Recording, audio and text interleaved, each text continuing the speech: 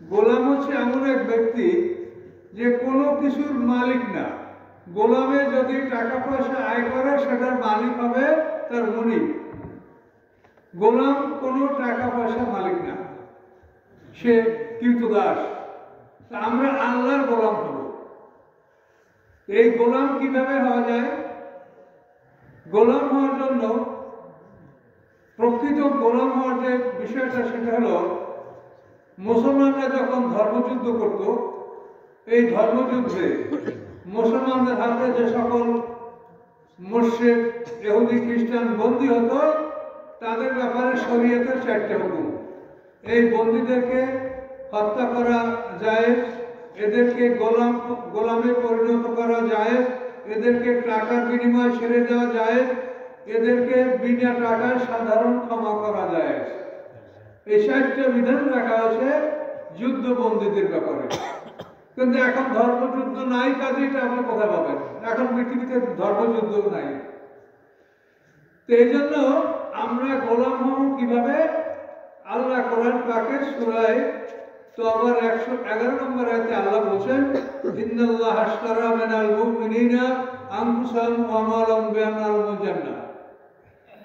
আল্লাহ তাআলা মুমিনদের জীবন এবং সম্পত্তি, তাদের পার্সনস এন্ড প্রপার্টিজ আল্লাহ তাআলা জান্নাতের বিনিময়ে খরিদ করে নিয়েছেন। এখন আমরা যদি আল্লাহর কাছে এই বেচাকিনা করতে চাই, তাহলে এই বেচাকিনা করার জন্য একটা বাক্য ব্যবহার করতে হবে, সেটা হলো লা ইলাহা ইল্লাল্লাহ। এই লা ইলাহা ইল্লাল্লাহ বলার অর্থ হলো যে আমি আমার জীবন সম্পত্তি আল্লাহর কাছে বেহেশতের বিনিময়ে বিক্রি করে দিয়েছি। কি জন্য আল্লাহ কিনেছেন? ইউকাতিলুনা ফি সাবিলিল্লাহ। আল্লাহ বলেন তারা আল্লাহর রাস্তায় লড়াই করবে। ফায়াকুতুলুনা ওয়া ইউকতালুন, তারা কাফেরদেরকে হত্যা করবে, নিজেরা শাহাদাত বরণ করবে। ওয়াদানা আলাইহি হাক্কান ফিত তাওরাত ওয়াল ইনজিল ওয়াল কুরআন। আল্লাহ বলেন এই প্রতিশ্রুতি আমার, এটা তাওরাতেও আছে, ইনজিলেও আছে, কোরআনেও আছে। 3টে আসমানি কিতাবের বরাত আল্লাহ দিয়েছেন। এই কিতাবগুলোতে বলা আছে যে আল্লাহ তাআলা মুমিনদের জীবন সম্পত্তি জান্নাতের বিনিময়ে তিনি খরিদ করেন। এটা তার ঘোষণা, ডিক্লারেশন। এখন যদি আপনি আমি আল্লাহর কাছে জীবন সম্পত্তি বিক্রি করি, তাহলে আমি গোলাম, আমার কিছু নাই।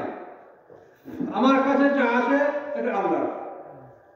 আল্লাহ আমাকে বলেছেন তুমি খাও, পরো, ব্যবহার করো, কোনো অপরাধ নাই, ভালো খাদ্য খাও, ভালো পোশাক করো, তোমার কোনো নিষেধ নাই, কিন্তু তুমি অপব্যয় করবে না। এরপরে তোমার খরচ করার পরে যদি কিছু থাকে, সেটার মালিক আমি আল্লাহ, সেটা তুমি হাত দিবা না। সেটা আমি কাকে দিতে হবে সেটা আমি আল্লাহ সেটার জন্য আইন করে দিয়েছি। কথা বুঝতে পারেন? অল্প মানুষ হোক, কিন্তু কথাগুলো বোঝেন। 10টা মানুষের বলতে তার মূল্য আছে। তাহলে এখন আমাদের কাছে যা আছে এটা সম্পত্তি আল্লাহর। আপনি যদি এটা না করেন, তাহলে আপনি আমি কেউ মোমেন না। আমরা করি কি জানেন? ওই ছেলেদের যখন খতনা করা হয়, তখন ওই লোকাল ইঞ্জেকশন দিয়া ডাক্তারে দেখে যে ছেলেটা ব্যথা পায় কি পায় না। যখন দেখা যায় ব্যথা পায় না, তখন ওই সামনে প্রাণীদের বলো লা ইলাহা ইল্লাল্লাহ মুহাম্মাদুর রাসূলুল্লাহ। তো বাচ্চাটা এটা বলে, আর আপনারা মনে করেন এইটার নাম হলো মুসলমানি। কেন? খতনা করার সময় তারা কলমা পড়েছে। কিন্তু মানুষ মুসলমান খতনার আগেই, খতনা করা সুন্নাত, এটা ফরজ কাজ না, এটা মুসলমানি না। তাহলে মুসলমানিটা কি? মুসলমানি হচ্ছে আপনি এই কলেমাটা পড়বেন, লা ইলাহা ইল্লাল্লাহর অর্থ হলো আমি আমার জীবন সম্পত্তি বেহেশতের বিনিময়ে আল্লাহর কাছে বিক্রি করে দিলাম। আমি এটার মালিক না, আমি মালিকানা করবো না। কিন্তু আপনারা দেখেন এই সমাজে এই মালিকানাটা আছে কিনা। হাজী সাহেবরা হজ করতে যায়, যারা অনেক সম্পত্তির মালিক, আমার অনেক বন্ধু মানুষ এরকম আছে, জামাই এসে কান্দে, হুজুর আপনার বন্ধু মানুষ আমার শ্বশুরে সব জমিগুলো ছেলেদেরকে লিখে দিয়া আমরা মেয়ে জামাই আমাদের বঞ্চিত করে আসে, হজে যাচ্ছি। তাহলে যে ব্যক্তি মনে করে যে আমার সম্পত্তি আমি যাকে ইচ্ছা তাকে দেব, সেই লোক মুসলমান না। কি বলতে পারছেন? এইটা ভালো করে বুঝলেন যে ব্যক্তি মনে করে যে আমার সম্পত্তি আমি যাকে ইচ্ছা তাকে দেব, এই কথা যে ভাবে সে মুমিন না। আপনি আপনার জানমাল আল্লাহর কাছে বিক্রি করে দিয়ে আপনি গোলাম। গোলাম হইলে জান্নাত, ফাদখুলি ফি ইবাদি ওয়াদখুলি জান্নাতি। গোলাম হও, বেহেশতে যাও। তাহলে আপনাকে আমাকে গোলাম হতে হবে। কিন্তু আমরা সমাজে ব্যাপক হারে দেখতেছি যে নামাজি মানুষরা এই কাজগুলো করছে। দিনের নামাজ, রাতের নামাজ পড়ে, তাহাজ্জুদও পড়ে, অথচ জমি যদি সেরে না থাকে সব জমিটা মেয়েরে লিখে দেয়। এর একটা কি মোমেন্ট? আল্লাহর কোরআনে হস্তক্ষেপ করেছে। এরকম আপনার আমার আত্মীয় স্বজনের মধ্যে, আমি বলছি আমারও আত্মীয় স্বজনের মধ্যে হুবহু এই ঘটনা চলছে। কি করবো? কাজে কিছুই করার নাই। আমাদের কাজ হলো আল্লাহর কোরআনের কথা মানুষকে পৌঁছিয়ে দেওয়া। ইমান কেউ না আনলে আমরা জোর করে আপনাকে মোমেন বানাতে পারবো না। আল্লাহ বলে নাই। আল্লাহ বলছে আলাইকাল বালাগ ওয়া আলাইনাল হিসাব।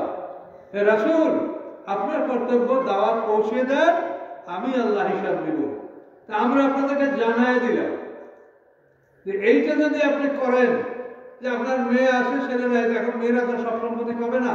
এক মেয়ে থাকলে অর্ধেক পাবে, একের অধিক মেয়েরা থাকলে 3 ভাগে 2 ভাগ পাবে। এখন আপনার সম্পত্তি কেন ভাইয়ের পোড়া পাবে, ভাইরা পাবে, অমুক তমুকে পাবে কেন? আমি সব সম্পত্তি মেয়ে রেখে দিলাম। ওদিকে মসজিদে সবসময় মসজিদে ওঠা থাকে, ইবাদত করে। আপনার ইবাদতে আল্লাহর কিছু আসে যায়? আল্লাহর কোনো অভাব আছে? পৃথিবীতে যখন আমরা মানুষ ছিলাম না, আল্লাহর ইবাদত আমরা করি নাই, তখন কোনো অসুবিধা ছিল আল্লাহ? আল্লাহ ইবাদতের মুখাপেক্ষি নয়। ইবাদত যদি করি, আমার উপকার হবে, আপনার উপকার হবে। যে করবে তার উপকার হবে। কাজে আপনি মসজিদের নামাজ পড়েন আর মনে করেন যে মুসলমান হয়ে গেছি, আর আল্লাহর হুকুম আপনি মানবেন না। দেখেন উপরে পার হন, তখন দেখেন অবস্থাটা কি হয়। কাজেই আপনারা এই বিষয়গুলো বোঝেন। একটা মাহফিল থেকে একটা মাসলা যদি শেখেন, তো জীবনে আপনার অনেক কিছু শেখা হবে। তাহলে এটা বুঝতে পারছেন যে আমরা আল্লাহর গোলাম। ধন সম্পদ যে আসে আল্লাহ, আল্লাহ বলছে সূরা আরাফের মধ্যে আছে, কুল মান হারামা জিনাতাল্লাহি আল্লাতী আখরাজা লিবাদি ওয়াত তাইয়্যিবাতি মিনার রিজক। আল্লাহ বলেন, হে রাসূল, আপনি জিজ্ঞাসা করেন যে পৃথিবীর যে সৌন্দর্য বস্তুগুলি এবং মূল্যবান খাদ্যগুলি কে হারাম করেছে? মান হারামা জিনাতাল্লাহি আল্লাতী আখরাজা লিবাদি। এই সৌন্দর্য, এই ভালো ভালো জিনিসগুলি আল্লাহ তাআলা তার বান্দার জন্য পৃথিবীতে পাঠিয়েছেন। এবং পবিত্র খাদ্যগুলি আল্লাহ তাআলা তার বান্দাদের জন্য পৃথিবীতে পাঠিয়েছেন। এটা তোমাদেরকে কে হারাম করেছে? এটা হালাল, বৈধ, তোমরা খাও, করো, ব্যবহার করো। তাহলে আপনাকে মনে রাখতে হবে যে আপনার খাওয়া পড়ার পরে যা কিছু থাকে মালিক আপনি না। এখানে যদি হস্তক্ষেপ করেন, কাউকে সুখের জন্য করে দেন, তা আপনি এর জন্য চিরকাল আপনাকে দুঃখ পোহাতে হবে। আপনি সন্তানের সুখ দিবেন, কিন্তু সন্তানও সুখ পাবে না, আপনিও অনন্তকাল দুঃখে থাকবেন।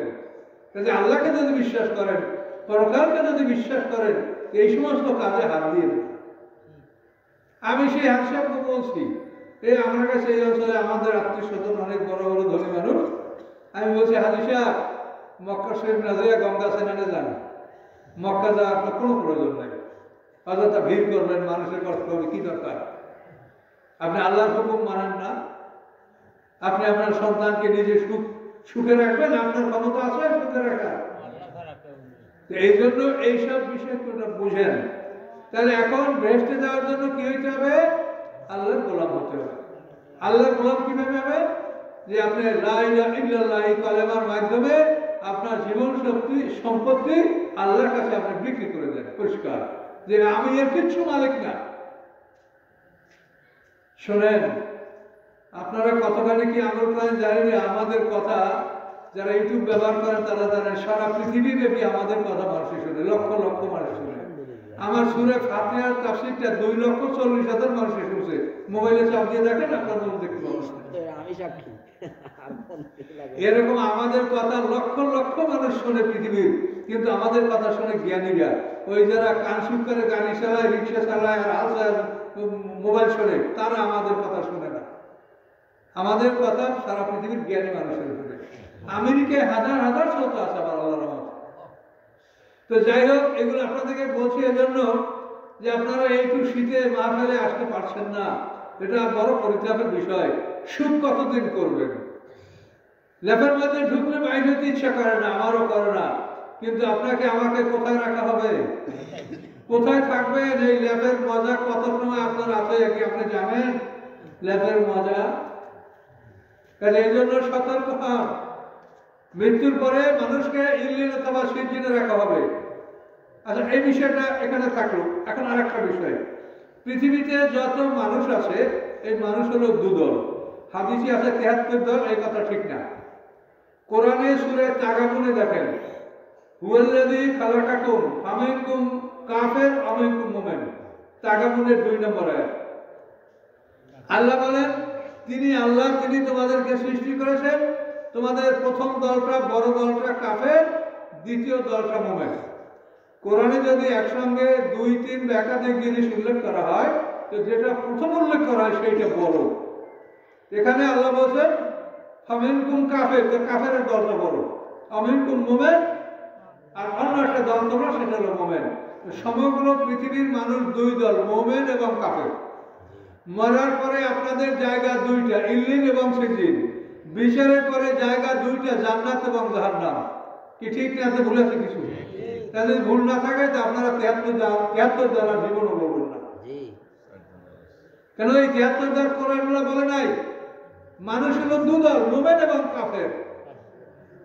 আপনারা এখন শশিনে একদল, চরমনে একদল, আটরসি একদল, দরগা আছে, খানকা আছে, বাড়িতে বিরাট প্যান্ডেল আছে, মহল, কিন্তু হাসরের ময়দানে এরা কি ওরকম প্যান্ডেলের মালিক হবে না খানকার মালিক হবে?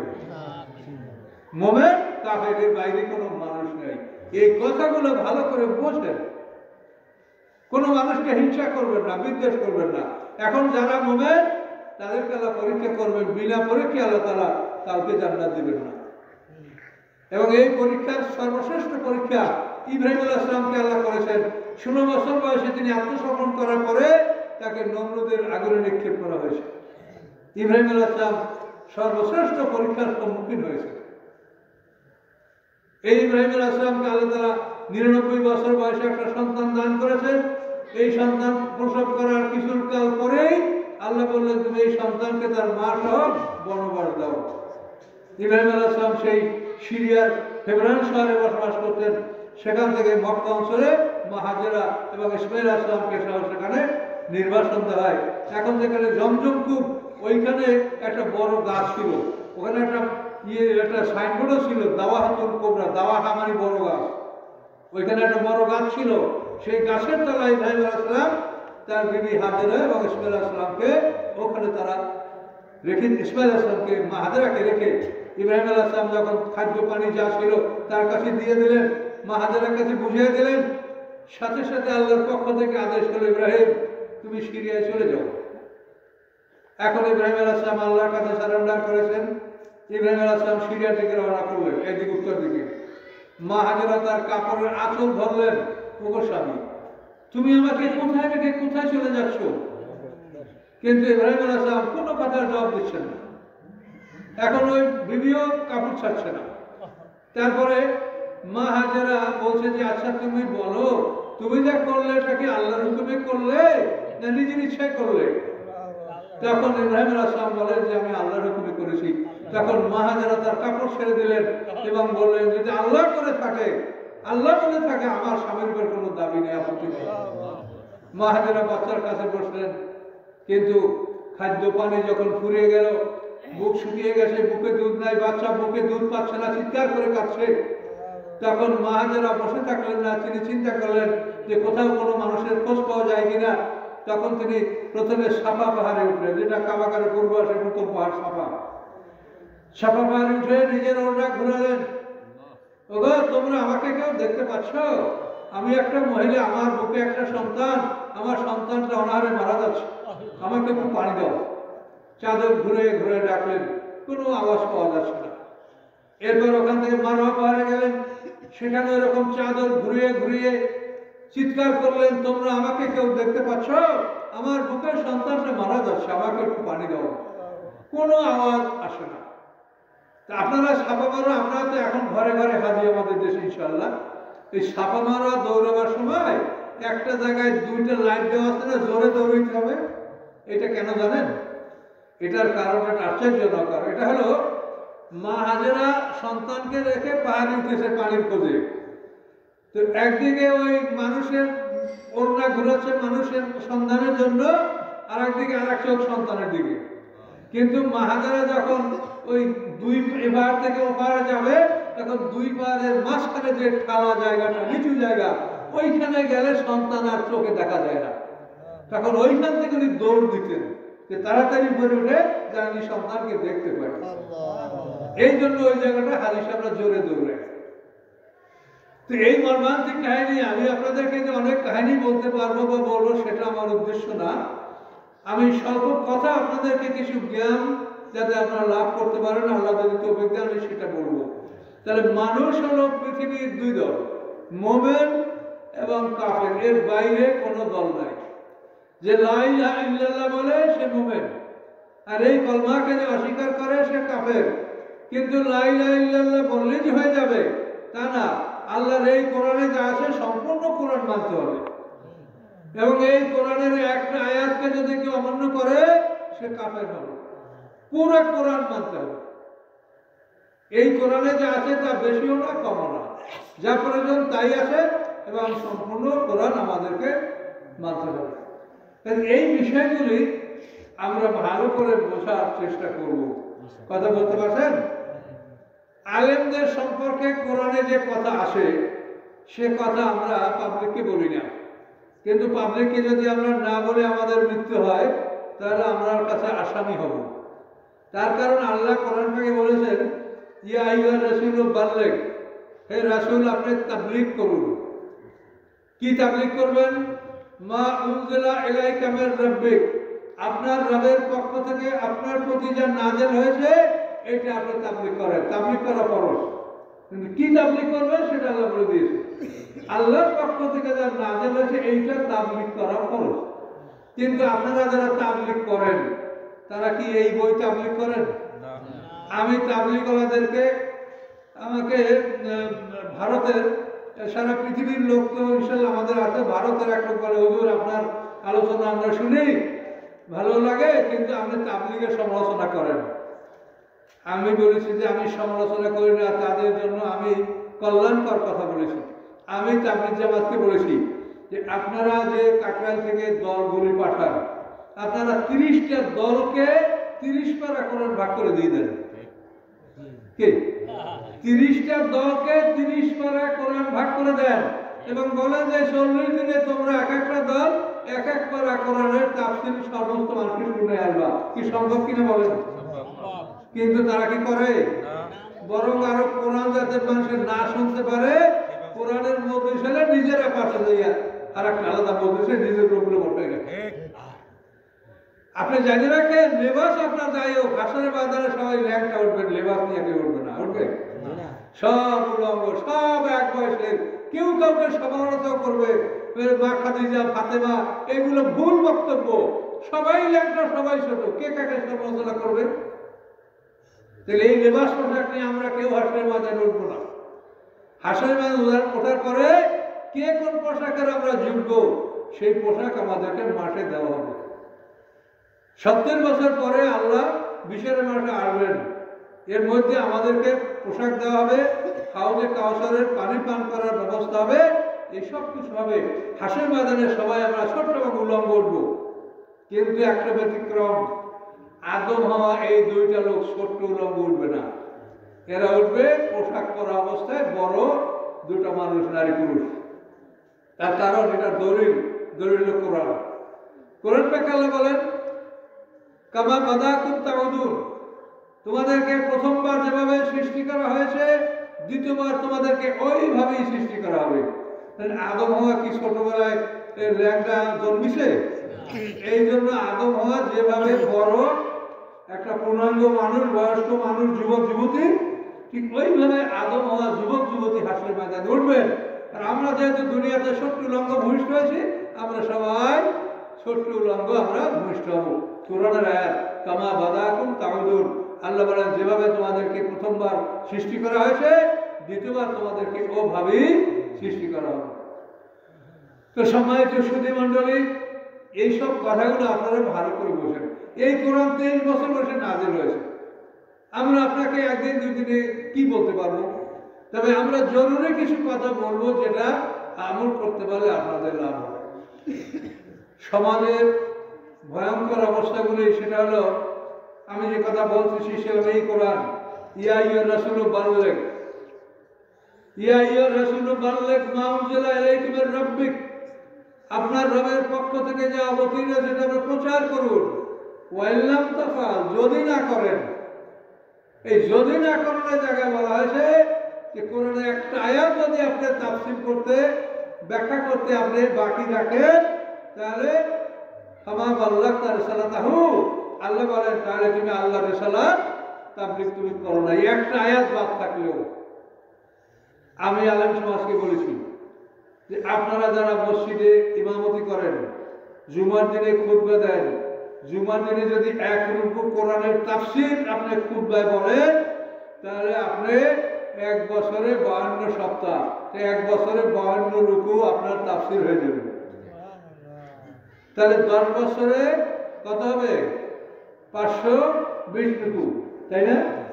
10 বছর যদি একজন ইমাম ইমামতি করে শুধু জুমার দিনে এক রুকু তাফসীর করে, তাহলে 10 বছর হবে 520 রুকু, তারপর থাকে 540 রুকু, তো আর 20 রুকু থাকে। এই 20 রুকুতে কয় মাস? 4 মাস। 4 মাস কি 5 মাস? 5 মাস।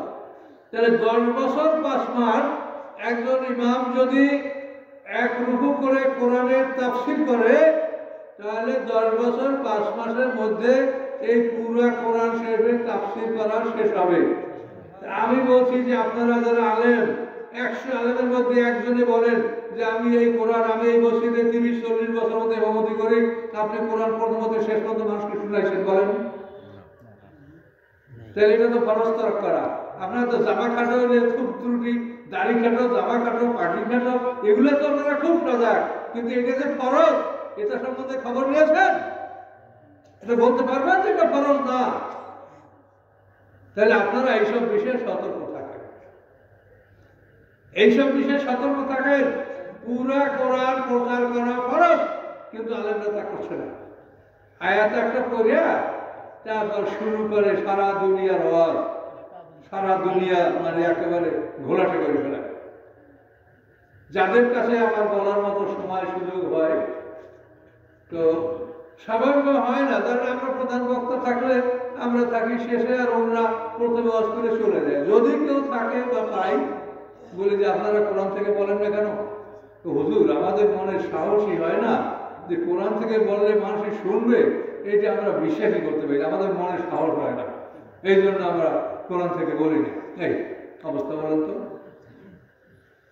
এখন এই সমাজে যে অবস্থাটা আলেমদের, এই জন্য আল্লাহ তাআলা কোরআন পাকে বলেছে, আমি দুঃখিত, আমি সাধারণত মাইক্রো নিয়ে বা কারে সব জায়গায় যাই, কিন্তু এখানে আমি আসিনি, সেভাবে ট্রেনে আসছি, এই জন্য কোনো বই পুস্তক নিয়ে আসতে পারিনি। তো যাই হোক, এই বই পুস্তক আপনারা সংগ্রহ করলেন, আপনারা সুন্দরবন কোরিয়ার সার্ভিসের মাধ্যমে সারা দেশে পাঠাই।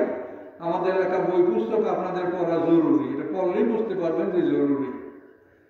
এই যে বিষয়গুলো আল্লাহ তাআলা পুরো কোরআন তাবলীগ করতে বলেছেন, তা আমরা তা করি না কেন? পুরো তাবলীগ, পুরো কোরআনের প্রচার দেখা তো ফরজ তরক হবে। আপনি ফরজ তরক করে আল্লাহ দরবারে কি কিসে আপনি কি জবাব দেবেন? এবং এটা হলো এমন একটা ফরজ যেটা আপনার দখলে, মসজিদ আপনার দখলে, এমন না যে এখানে আপনার কেউ বাধা দিচ্ছে। মসজিদে আপনি কোরআন তাফসীর করলে কেউ বাধা দেয়? তাহলে আপনি যেখানে সম্পূর্ণ সুযোগ সুবিধা আছে থাকা সত্ত্বেও আপনি একজন আলেম 30-40 বছর পর্যন্ত একটা মসজিদে ইমামতি করেন, কিন্তু কোরআন শরীফ, পুরো কোরআন শরীফে কি আছে এই কথাগুলো মানুষকে আপনি শুনাইলেন না। আর আপনারা দল, এই যে দল, এই দল আল্লাহ বলছে তোমরা 2 দল, কোনো বুদ্ধিতে কাজ হবে না। সমস্ত পৃথিবীর মুমিনরা একদল, সমস্ত পৃথিবীর কাফেররা একদল। এটা বাংলাদেশ হিসাব করলে হবে না, সারা পৃথিবী ব্যাপী। কথা বুঝতে পারছেন? এই বিষয়গুলি চিন্তা যদি আমাদের না থাকে, তাহলে আমরা ধ্বংস হবো, আমরা কোনোদিন জয়যুক্ত হতে পারবো না। আল্লাহ জানে জয়যুক্ত হয়তো আমরা নাও হতে পারি, কিন্তু কিয়ামতের পূর্বক্ষণে অবশ্যই সারা পৃথিবীতে আল্লাহর দিন ছড়িয়ে পড়বে। এই জন্য ইমাম মেহেদী আসবেন, ঈসা আলাইহিস সালাম আকাশ থেকে নামবেন, এবং এই সময় ওনাদের সাথে আসহাবে কাহফ যারা গুহার মধ্যে আসে তারাও বের হয়ে আসবে। যে আসহাবে কাহফেরা ঈসা আলাইহিস সালামের উম্মত 309 বছর গুহার মধ্যে ঘুমিয়ে থাকার পরে তাদের পরিচয় পাওয়া গিয়েছিল। দুকিয়ানুস বাদশার আমল হারিয়ে গেছিল, তারপরে বাইজুলুস বা তানজুলুস বাদশার আমলে 309 বছর পরে তাদের পরিচয় পাওয়া গিয়েছিল। আসহাবে কাহফ 7 জন যুবক, ইয়ামলিকা, মাকসালমিনা, মাসলিনা, মরনুস, দাবারনুস, শাজনুস, কাফাসতিউস, এই 7 জন। আর কাউম তাকবীর এবং একটা কুকুর তাদের সাথে ছিল। সম্মানিত শুধু এই লোকগুলি সেই সময় ঈসা আলাইহিস সালামের সাথে যোগ দেবেন। তারপরে খিজির আলাইহিস সালাম তিনি ঈসা আলাইহিস সালামের সাথে যোগ দিবেন, এবং দাজ্জাল যখন মদিনার দিকে অগ্রসর হবে, খায়বারের পথে দাজ্জালকে খিজির আলাইহিস সালাম তাকে আটকাবেন। বনী ইসরাঈলের একটা সিন্দুকের কথা সূরা বাকারায় আপনারা হাফেজ সাহেবরা আলেমরা জানেন। কোরআন শরীফের তাবুত, আইয়াতিয়াকুমুত তাবুতু ফিহি সাকিনাতুম মির রাব্বিকুম ওয়া বাকিয়াতুম মিম্মা তারাকা আলু মূসা আলু হারুন তাহমিলুল মালায়েকা, এটা সিন্দুকের ঘটনা আছে। এই সিন্দুকটা কোরআন পাকের বিবরণ আছে, 3 হাত লম্বা 2 হাত চওড়া। এটা আল্লাহ তাআলা আদম আলাইহিস সালামকে দান করেছিলেন। এটার মধ্যে সমস্ত পয়গম্বরদের ছবি আছে, আরো অনেক কিছু মূল্যবান সম্পদ আছে। এটা আল্লাহ তাআলা পর্যায়ক্রমে এটা বনী ইসরাঈলদেরকে দান করেছিলেন। এই সিন্দুকটা বনী ইসরাঈলদের কাছে ছিল। তো বনী ইসরাঈল যখন অন্যায় অপরাধ করতেছিল, অন্যায় অপরাধ করার কারণে এই সিন্দুকটা তাদের থেকে আমালেক সম্প্রদায়রা কেড়ে নিয়েছিল। বনী ইসরাঈল হলো ইয়াকুব আলাইহিস সালামের ছেলেরা। ইব্রাহিম আলাইহিস সালামের ছেলে ইসহাক আলাইহিস সালাম, ইসহাক আলাইহিস সালামের পুত্র ইয়াকুব আলাইহিস সালাম, ইয়াকুব আলাইহিস সালামের 12 সন্তান। এই 12 সন্তানের বংশধরকে বলা হয় বনী ইসরাঈল। কি কথা বলতে পারছেন? এগুলো বুঝাইতে অনেক সময় প্রয়োজন, সংক্ষেপে এতটুকু বোঝেন। ইব্রাহিম আলাইহিস সালামের দ্বিতীয় ছিল ইসহাক আলাইহিস সালাম, ইসহাক আলাইহিস সালামের পুত্র ইয়াকুব আলাইহিস সালাম, ইয়াকুব আলাইহিস সালামের 12 সন্তান, ইউসুফ আলাইহিস সালাম আর বিনিয়ামিন 2 ভাই, ইয়াহুদা 2 ভাই। ইউসুফ আলাইহিস সালাম বিনিয়ামিন এই 2 ভাই মার নাম হলো রাহিল, আর ওই 10 ভাইয়ের মার নাম হলো লাইয়া। লাইয়া এবং রাহিল এরা 2 বোন, আপন বোন। এদের পিতার নাম হলো লাবান। এই লাবান হলো ইয়াকুব আলাইহিস সালামের মামা, মামাতো বোন ছিল এরা 2 জন। সেই যুগে একসঙ্গে 2 বোনকে বিয়ে করা যায় ছিল, কিন্তু তওরাত কিতাব নাযিল হওয়ার পরে একসঙ্গে 2 বোন বিয়ে করা আল্লাহ হারাম ঘোষণা করেছেন। তো এই বনী ইসরাঈলদের কাছে এই সিন্দুকটা ছিল, কিন্তু আমালেকদের সাথে বনী ইসরাঈল এই সিন্দুকটা যুদ্ধের সময় মাঠে নিয়ে সামনে রাখতো। তো সামনে রাখলে এই সিন্দুকটা রুশিলেই তারা যুদ্ধে জয়যুক্ত হইত। এটা একটা বিরাট নিয়ামত ছিল তাদের। কিন্তু তারা যখন অন্যায় অপরাধ করলো, তখন আমালেক সম্প্রদায় এই সিন্দুকটা তাদের থেকে কেড়ে নিল। আমালেক কারা? এগুলো আপনাদের হয়তো কাজে আসবে না, কিন্তু যদি ইউটিউবে ধরে রাখেন হয়তো আপনারা বুঝতে পারবেন। আমালেক হলো এই যে আদ জাতি, আদ সামুদ, এই আদ এমনি আউজ, এই আদের পিতার নাম হলো আউজ। এই আউজের আরেক ছেলে ছিল আমলিক। তাহলে আদ আর আমালেক এরা 2 ভাই। আদ এর পিতা আউজ, এই আউজের আরেক পুত্র ছিল আমলিক। সে আমলিক থেকে আমালেকার সম্প্রদায়, এরা ছিল ওই বনী ইসরাঈলদের, মানে মিশরে যাদের মধ্যে যুদ্ধ করতে আল্লাহ যাইতে বলছিলেন। তারপরে অন্যান্য যে ঘটনাগুলো ঘটছে, ফেরাউনের ওখানে যে মুসা আলাইহিস সালাম, এই সময় ওই আমালেক সম্প্রদায় মিশরে ছিল। তো সম্মানিত শুধু তো এই যে পৃথিবীর যে অবস্থাটা, যেটা আপনাদেরকে আমি বলতে চেয়েছিলাম, যে এই যে সারা পৃথিবীতে যে মানব জাতি এবং এদের যে ইতিহাস এবং এদের যে ধ্বংসাবশেষ, তো এর মধ্যে এই যে সিন্দুকটার ব্যাপার, এটা হচ্ছে যে ওরা বনী ইসরাঈল যখন নাফরমানি শুরু করলো, তখন এই আমালেকরা সিন্দুকটা কেড়ে নিয়ে গেল। কেড়ে নিয়ে যাওয়ার পরে এখন ওরা মনে করছে যে এবার সারা দুনিয়া আমরা জয় করবো। বনি ইসরায়েল এইটা দিয়ে তো যুদ্ধে যেতে, এটা আমরা নিয়ে আসি, এবার আমরা এটা দিয়ে সব কিছু করবো। এখন এটা আমরা নিয়ে আসি, এটা রাখবো কোথায়? তো এখন চিন্তা করা হলো, ওরা সবাই চিন্তা করে বললো যে আমাদের মূর্তির ঘরে রাখবো এবং বড় মূর্তিটাকে এর উপরে আমরা দাঁড় করাই রাখবো। বড় মূর্তির পায়ের নিচে এই সিন্দুকটা থাকবে বেদি। এইভাবে ওরা সিন্দুকটা বড় মূর্তির পায়ের তলে রাখলো। রাখার পরে সকালে দেখে যে বড় মূর্তি সিন্দুকটা মাথায় করে নিয়ে দাঁড়াই আছে। ওরা অবাক হয়ে গেল, হ্যাঁ রে মাসিটাকে কি বলবে, আমরা সিন্দুকটা রাখলাম ভগবানের পায়ের তলায়, তার ভগবান সিন্দুক মাথায় নিয়ে দাঁড়াই আছে, কি আশ্চর্য ব্যাপার।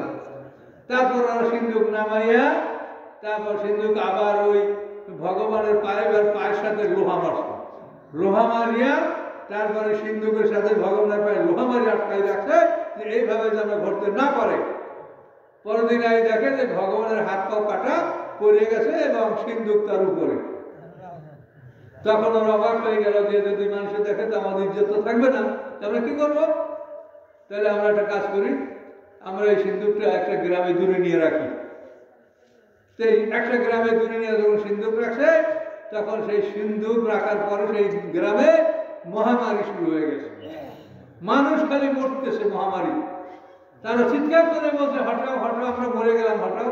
নেছে আর এক গ্রামে, আর এক গ্রামে নেওয়ার পরে সেই গ্রামের অবস্থা এমন হয়েছে যে বড় বড় ইন্দুর আইসা রাত্রে পেটের মধ্যে ঢুকে নারী সব খাই ফেলাইতেছে, ফোটার মতো ঢোলের মতো পরিবেশ মানুষ। তখন ওরা আবার চিৎকার করলো যে আমাদেরকে বাঁচাও, আমাদেরকে বাঁচাও, এটাতে ঘটাও। কি করবো? এটা যদি আবার ডাইকে বনিয়েছে দিয়ে দেওয়া হয়, তা তো মানুষ থাকে না, কি করবো? শেষ পর্যন্ত এই সন্দুকটা তারা কি করলো, বলে একটা খোলা মরুভূমিতে মাঠের মধ্যে পুঁতে রাখে, যেখানে কারো কোনো ক্ষতি হবে না, লোকজন নাই। তোরা একটা মরুভূমিতে মাঠে এই সিন্দুকটা পুঁতে রাখলো। রাখার পরে এখন ওই মাঠ থেকে যখন কোনো কাফেলা চলাফেরা করে, সবাই রক্তস্রাব শুরু হয়ে যায় এবং মৃত্যু হয়। তখন ওরা ঘাবড়ে গেল যে আমরা এটা আনলাম, এটা তো আমরা কোনোভাবে রক্ষা করতে পারছি না, আমরা কি করবো? তাফসীরে বলা আছে তখন ওই আমালেক সম্প্রদায়ের মধ্যে বনী ইসরায়েলের এক নারী ছিল, বন্দী করে নিয়েছে ওরা বনী ইসরায়েলের নারী, মহিষী মহিলা।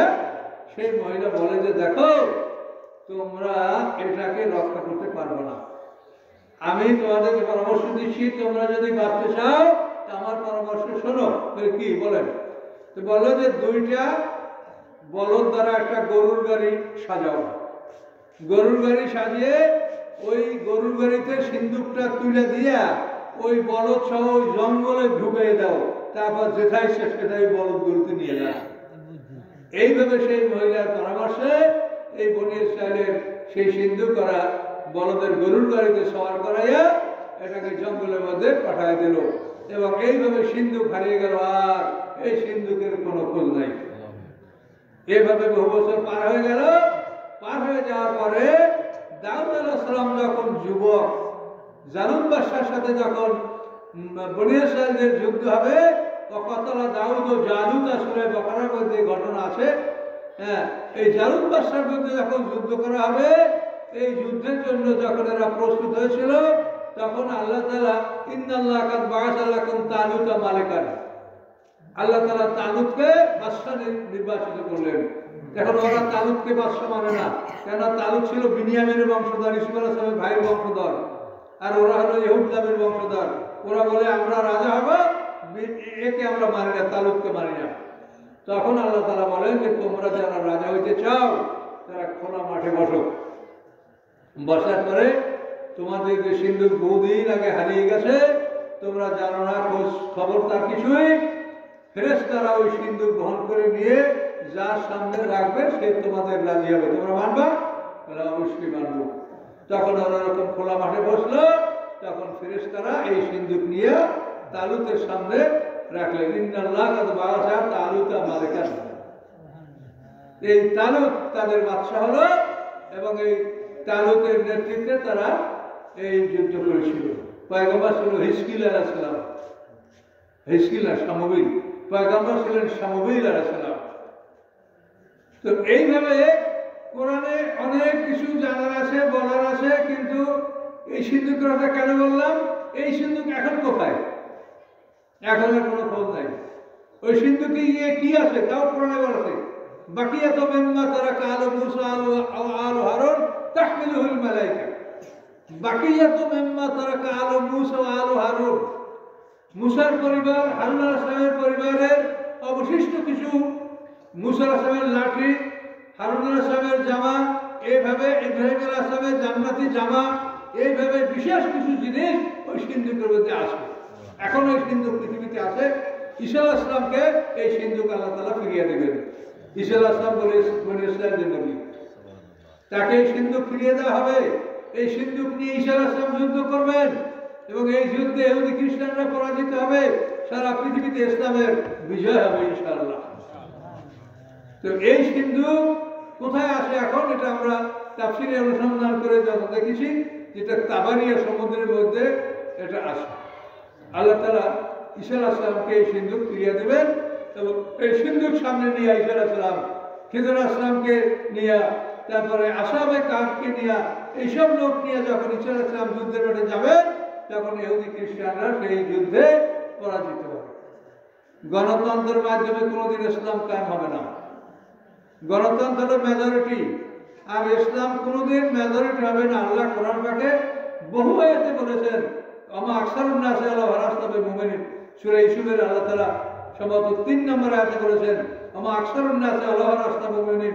হে রাসূল, আপনি যতই কামনা করেন পৃথিবীর অধিকাংশ লোক মুমিন হবে না, পৃথিবীর অধিকাংশ মানুষ মুমিন হবে না।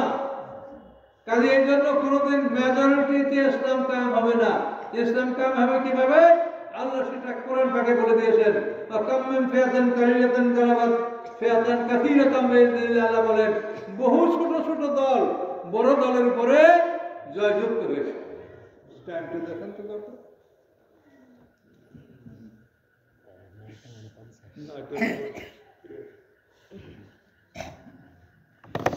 আল্লাহ তাআলা কোরআন পাকে বলেছেন, কাম মিন ফিয়াতিন কালিলাতিন গালাবাত ফিয়াতান কাসীরাতান বিইذনিল্লাহ। বহু ছোট ছোট দল বড় দলের উপরে জয়যুক্ত হয়েছে। তো আল্লাহ তাআলা যখন বিজয় দিবেন, ছোট দল বড় দলের উপরে জয়যুক্ত হবে। এই এখন যেটা আপনাদের সামনে 5ই আগস্ট হইল, এখানে কি হয়েছে? ছোট দল বড় দলের উপরে জয়যুক্ত হয় নাই? আর্মি, পুলিশ, বিডিআর, নৌবাহিনী, আনসার সব মিলিয়া এরা খালি হাতে, হয়তো কিছু লোক মারা গেছে, আল্লাহর হস্তে শহীদ হয়েছে, ডালা কথা, কিন্তু ছোট দল বড় দল উপরে জয়যুক্ত ধরে করে দেখেন। আল্লাহ বলে যে এইভাবেই হবে, ছোট দল বড় দলের উপরে জয়যুক্ত হবে, কোনো দিশা থাকবে না। আল্লাহ যখন কাউকে অপমান করবে, তখন হুঁশহারা হয়ে পালাতে শুরু করবে, তখন কোনো কিছুতে তার কোনো শক্তি, সাহস, মনোবল এগুলি থাকবে না। ইহুদিরা দুর্গ থেকে যে বের হয়েছে, আল্লাহ রাসূল যে ইহুদিদেরকে মদিনা থেকে বের করছেন, তারা তো সুরক্ষিত দুর্গের মধ্যে ছিল, কিন্তু আল্লাহ তাদের অন্তরে ভয় ঢেলে দিয়েছেন, পালাতে বাধ্য হয়েছে। এরকমই তো আল্লাহ তাআলা এরকম ছোট দলের মাধ্যমে বড় দলকে জয়যুক্ত করবেন, কিন্তু সেই ছোট দলের মধ্যে নবী রাসূল পয়গম্বরের সমতুল্য লোক থাকতে হবে। সেই ছোট দলে এরকম আম পাবলিক দ্বারা হবে না। প্রত্যেকটা ছোট দল যেখানে বড় দল জিতেছে, সেখানে নবী রাসূল পয়গম্বররা শুরু দেখেন বদরের যুদ্ধে ছোট দল বড় দলের উপরে জয়যুক্ত হয়েছে, সেখানে আল্লাহ রাসূল সাহাবায়ে কেরাম ছিলেন। কথাটা দাউদ, জালুতা, এই জালুত বাদশাকে হত্যা করা হয়েছে, সেখানে পয়গম্বর শামুল আলাইহিস সালাম ছিলেন এবং দাউদ আলাইহিস সালাম রাসূল, কিন্তু তখন সে বালেগ হন নাই, 12 বছরের যুবক, তিনিও সেই যুদ্ধে ছিলেন। কারণ এইভাবে ছোট দল দ্বারা বড় দলকে আল্লাহ পরাজিত করবেন, আল্লাহ পৃথিবীতে দিন কায়েম হবে, কিন্তু কখনোই ইসলামের মুসলমানদের মেজরিটি হবে না। জান্নাতে কম লোক যাবে, দোজখে বেশি লোক যাবে। তো এই জন্য আপনারা এই বিষয়গুলি সতর্ক হন, যে আপনি আজ থেকে দৃঢ় সংকল্প গ্রহণ করেন যে আমি এই কলেমাটা এই জন্য পড়ছি, লা ইলাহা ইল্লাল্লাহ, বলেন লা ইলাহা ইল্লাল্লাহ। এই কলেমাটা এই জন্য আমি পড়ছি যে আমার জীবন সম্পত্তি আমি আল্লাহর কাছে বিক্রি করে দিলাম, আমার কিচ্ছু নাই, আমার কিচ্ছু নাই। পৃথিবীতে অনেক বড় বড় জ্ঞানীরা, একটা লোক আমাদের এই তাফসীর শুনে উনি সন্তানদেরকে জমি লিখে দিয়েছিলেন। তারপর সন্তানদের কাছে কান্না শুরু করছে যে বাবা, তোরা আমাকে আগুন থেকে রক্ষা কর, আমি আগুনে প্রবেশ করব, আমি তোমাদেরকে সম্পত্তি লিখে দিয়ে আমার ভুল হয়েছে, তোমরা আমার সম্পত্তি আমাকে ফিরিয়ে দাও। এভাবে বাবা ছেলেদের কাছে অনুরোধ করে সম্পত্তি লিখে দিয়ে আবার ফিরিয়ে আনছে আল্লাহর ভয়, যে না সম্পত্তি আমি ব্যবহার করবো, যা থাকবে আল্লাহর আইনে তোমরা এমনি বাবা লিখে দেওয়ার কি প্রয়োজন আছে। কাজে এই জন্য এইসব বিষয়গুলিতে আপনারা সতর্ক হন। তাহলে আমরা আপনাদেরকে যে বিষয়টা আপনাদেরকে বলবো সেটা হলো যে আমরা আল্লাহর গোলাম হব, জান্নাতে যাব। এখন আল্লাহর গোলাম হওয়া, মুমিন হওয়া একই জিনিস। আল্লাহ বলেন ইন্নাল্লাযীনা আমানু ওয়া আমিলুস সালিহাত লাহুম জান্নাত, নিশ্চয়ই যারা ঈমান এনেছে ভালো কাজ করেছে তাদের জন্য জান্নাত। কিন্তু আমাদের সমাজে যে একটা ভুল ধারণা আছে সেটা হলো এই যে আমরা তো আল্লাহকে বিশ্বাস করি, আমরা মুমিন। আল্লাহকে বিশ্বাস না করে কে? হিন্দু, খ্রিস্টান, বৌদ্ধ, কাফের, মুশরিক সবাই আল্লাহকে বিশ্বাস করে। আল্লাহকে সবাই বিশ্বাস করে, কিন্তু আল্লাহকে বিশ্বাস করলে মানুষ মুমিন হয় না। এই বিষয়গুলো খুব গুরুত্ব সহকারে আপনারা শুনেন। সূরা কালামের মধ্যে এই বিষয় আলোচনা আছে। আরবের কাফেরদের মধ্যে সবচাইতে বড় ধনী বিখ্যাত কাফের ওলীদ ইবনে মুগীরা। তাফসীরে বলা আছে যে ওনার মক্কা থেকে তায়েফ পর্যন্ত 90 কিলোমিটার রাস্তা, এই দুই রাস্তার পারে ওনার ফলের বাগান ছিল। বিরাট ধনী মানুষ ওলীদ ইবনে মুগীরা। তো ওলীদ ইবনে মুগীরা কাফের, কিন্তু আল্লাহ তাআলা তাকে এত নিয়ামত কেন দিয়েছিলেন? এটা একটা চিন্তার বিষয় যে এত নিয়ামত আল্লাহ তাকে কেন দিয়েছিলেন। তো আমরা যেটা তাফসীর অনুসন্ধান করে পাই সেটা হলো এই যে আল্লাহ রসুলের 35 বছর বয়সে যখন কাবাঘর পুনরায় নির্মাণ করা হয়েছিল, কাবাঘর পৃথিবীতে মোট 10 বার নির্মাণ করা হয়েছে। তার মধ্যে আল্লাহ রসুলের বয়স যখন 35 বছর তখন কাবাঘর মেরামত করা হয়েছিল। এই কাবাঘর মেরামত করতে পুরাতন দেওয়ালগুলি ভাঙার প্রয়োজন ছিল, কিন্তু কেউ সাহস করে না। আল্লাহর ঘরে দেওয়াল ভাঙবো, যদি আমরা মরে যাই, যদি আমাদের বিপদ হয়, যদি আল্লাহ রাগ করে, সাহস করে কেউ কাছে যায় না। দেওয়ালে বিরাট বিরাট ফাটল, ফাটলের মধ্যে বড় বড় সাপ, এখন সাপের ভয়তেও কেউ যায় না। এই এক মহা বিপদের মধ্যে হঠাৎ করে দেখা গেল যে ওকাপ পাখি এসে ছো মেরে সাপ নিয়ে গেল। তখন তারা এটাকে একটা শুভ দিক মনে করলো যে এটা একটা ভালো লক্ষণ, তা আমরা এই কাবাঘর নির্মাণ করবো এবং দেওয়াল ভাঙবো। কিন্তু কেউ সাহস করে না। এই ওলীদ ইবনে মুগীরা সবাই আগে কোদাল নিয়ে নিজের দেওয়ালের উপরে কোদাল মারলো। কোদাল মারিয়ে দেওয়ালের আংশিক অংশ ভাঙলো এবং সে আবারও কোদাল মারলো। দেখা গেল যে তার কোনো ক্ষতি হয় নাই। এইটা দেখার পরে সবাই তাদের কোদাল, গেন্তি, বেলচা নিয়ে পুরাতন দেওয়াল ভাঙতে শুরু করলো। এইভাবে ওলীদ ইবনে মুগীরার নেতৃত্বে কাবাঘর নির্মাণ করা হলো এবং ওলীদ ইবনে মুগীরা ঘোষণা করলো যে আমরা এই কাবাঘর নির্মাণ করার জন্য কোনো হারাম টাকা আমরা নিব না। যাদের মদের ব্যবসা আছে, যাদের সুদের কারবার আছে, যারা বেশ্যাবৃত্তি করে টাকা আয় করে, আরো বড় বড় ধনীরা মানে দাসীদের দ্বারা বেশ্যাবৃত্তি করে টাকা আয় করতো। ওলীদ ইবনে মুগীরা বললো এইসব লোকের টাকা আমরা নিব না, আমরা ভালো হালাল টাকা দিয়ে আল্লাহর ঘর করবো। আল্লাহ রাসূল তখন নবী হন নাই, তার আগে এই কথা। ভালো মন্দ আসমানি কিতাব নাযিল হওয়ার আগেও মানুষে বোঝে। কি বলেন? যাদের মধ্যে কিতাব নাই তারাও ভালো মন্দ বোঝে। এখন ওলীদ ইবনে মুগীরা এইভাবে যখন কাবাঘর নির্মাণ করতে গেল, তখন দেখা গেল যে কাবাঘর হলো 20x12, এইদিকে এই 20, এদিকে 12। এখন এই 20-12 এই ঘরটা নির্মাণ করার মতো টাকা হচ্ছে না। তখন ওলীদ ইবনে মুগীরা ঘোষণা করলো যে আমরা অর্ধেক ঘর করবো, অর্ধেক বাকি থাকবে, তাও আমরা হারাম টাকা এই ঘরে ব্যবহার করবো না। দেখেন, এই জন্য আপনারা যে কাবাঘরে যে হাতিম দেখতে পাচ্ছেন, হাতিম, এই হাতিমটা হলো এই যে ওরা টাকা না থাকার কারণে অর্ধেক রেখে দিয়ে অর্ধেক ঘর করছে। এখন দেখবেন যে এদিকে আছে 20-এর জায়গায় 10 আর এদিকে 12। এখানে ছিল 20 মিটার, সেখানে আছে 10 মিটার, আর অর্ধেকটা ভাঙ্গা হাতিম। ওলীদ ইবনে মুগীরা কাবাঘর নির্মাণের ক্ষেত্রে সে যে কাজটা করেছে, এই কাজের জন্যই আমি মনে করি যে হয়তো আল্লাহ তাআলা তাকে এই নিয়ামত দান করেছেন যে আল্লাহ তাআলা কারো পাওনা বাকি রাখবেন না, কাজে সে যা পাবে এইটা আল্লাহ তাআলা দুনিয়াতে তাকে দিয়ে দিয়েছে। কি কথা বলতে পারছেন? এই যে সুবহানাল্লাহ বলেন, সুবহানাল্লাহ। যে ওলিদ ইবনে মুগিরাকে দুনিয়ায় আল্লাহ তাআলা তার পাওনা সেই আল্লাহর ঘর কাবাঘরকে নির্মাণ করার জন্য যে সেই পদক্ষেপটা নিয়েছিল, এই জন্য আল্লাহ তাআলা তাকে এই নিয়ামত দান করেছেন যে সে আরব দেশের সর্বশ্রেষ্ঠ ধনী ছিল। ওলিদ ইবনে মুগিরা জ্ঞানী ছিল, কিন্তু দুঃখের বিষয় এই লোকটা ছিল জারুস, হারামজাদা। কথা বলতে পারছেন? এবং এই কথাটা কোরআনে আসছে। এটা কোনো মুখের কথা না বা দুর্বল কথা না, এই কথাটা কোরআনে আসে। হাম্মাজিন মাশশাবিন আমিন মান্নাইন লিল খায়রে মুতাদিন আসিম কুতুল্লান বাদা যালিকা জানিম। এই জানিম মানে হারামজাদা।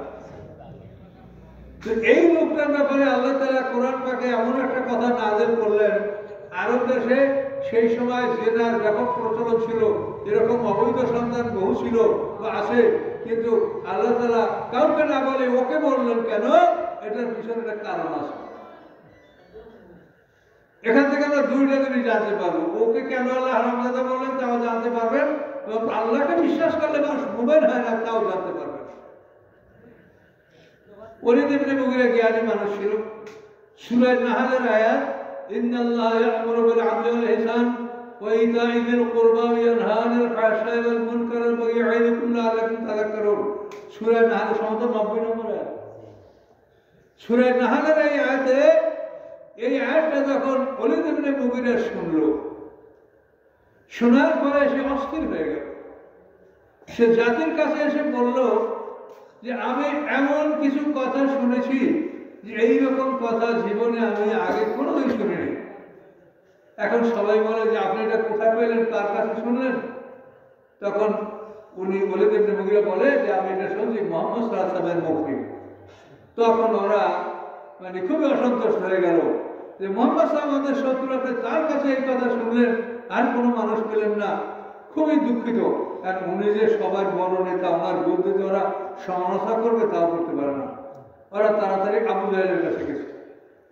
আবু জাহেল এখানে বলে আল্লাহ লাকাস সাবাল ওলিদ, আল্লাহর কসম ওলিদ ধর্মত্যাগী হয়ে গেছে। মানে ওলিদ তার বাপদাদা ধর্মত্যাগ করেছে। বলে কেন?